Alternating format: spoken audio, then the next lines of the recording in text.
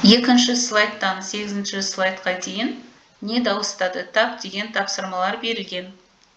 Балаға жануардың дауысын тыңдату үшін сол жақтағы төменгі бұрышта орналасқан құрылғыға басамыз.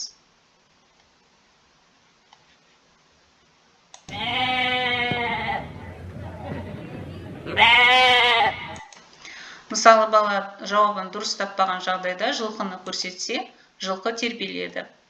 Дұрыс тапқан жағдайда қойға басқанда қой билегендей қимылдайды. Келесі слайдта жануарлардың саны көбейе түседі. 3 жануардан таңдау жасау. Келесіде де 3 жануардан таңдау жасау. Мысалы, балаға тыңдатамыз тағы да.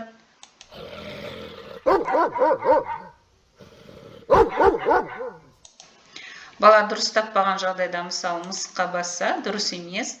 Жылқыға басады, дұрыс емес. Ой, бұл ит екен ғой.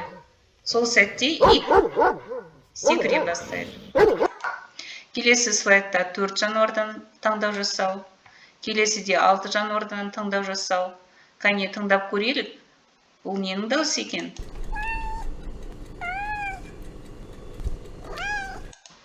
Дауысын дұрыс тапқан жағдайда, мінекей, ой, керемет, бұл мысық екен ғой. Келесі слайдта жануарлардың саны одан да көбейе түседі. Дауысын анықтау қиындай түседі.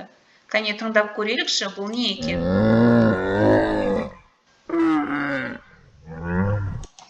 Бала дұрыс таппаған жағдайда, мысалы, сиыр ме екен? Жоқ. Есек пе екен? Жоқ. Бұл түйе екен ғой.